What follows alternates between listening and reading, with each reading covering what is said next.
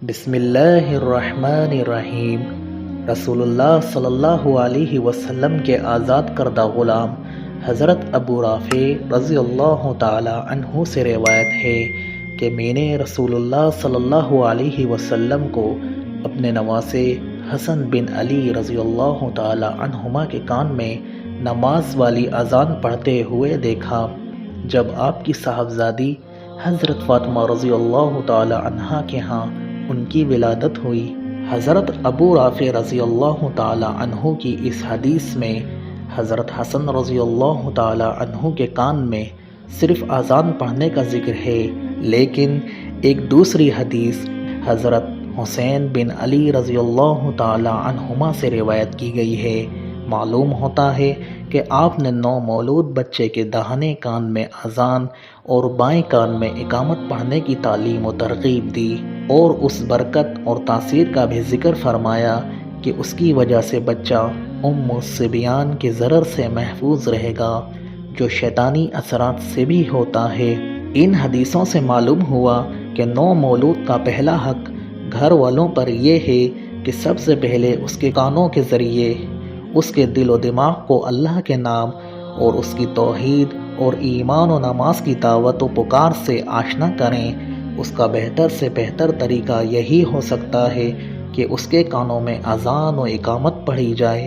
اذان و اقامت میں دین حق کی بنیادی تعلیم اور دعوت نہایت مؤثر طریقے سے دی گئی ہے۔ نیز ان دونوں کی یہ تاثیر اور خاصیت بہت سی احادیث میں بیان کی گئی ہیں۔ اس سے شیطان بھاگتا ہے، اس لیے بچے کی حفاظت کی یہ بھی ایک تدبیر ہے۔ رسول اللہ صلی اللہ علیہ وسلم نے پیدائش کے وقت نومولود مسلمان بچے کے کان میں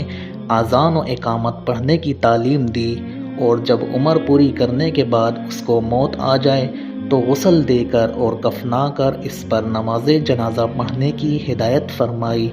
اس طرح یہ بتلا دیا اور جتلا دیا کہ مومن کی زندگی اذان اور نماز کے درمیان کی زندگی ہے، اور بس اس طرح گزرنی چاہیے جس طرح اذان کے بعد نماز کے انتظار اور اس کی تیاری میں گزرتی ہے۔ نیز یہ کہ مسلمان بچے کا پہلا حق یہ ہے کہ پیدائش کے ساتھ ہی اس کے کان میں اذان دی جائے، اور آخری حق یہ ہے کہ اس پر نماز جنازہ پڑھی جائے۔ رسول اللہ صلی اللہ علیہ وسلم کی معرفت اور صحبت کے نتیجے میں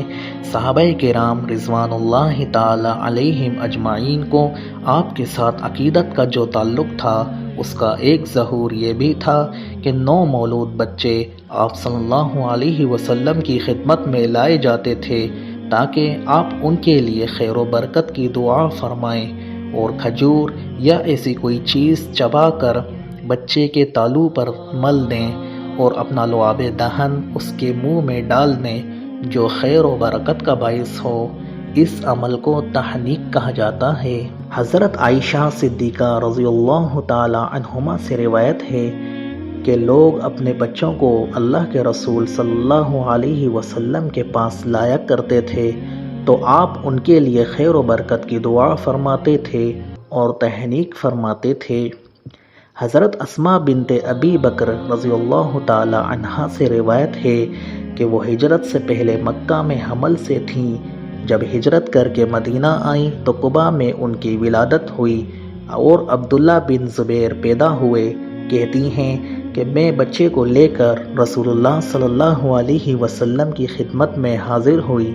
اور میں نے اس کو آپ کی گود میں رکھ دیا۔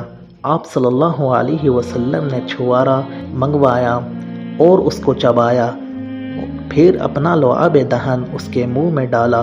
اور پھر اس کے تالو پر ملا، پھر اس کے لیے دعا کی اور برکت سے نوازا،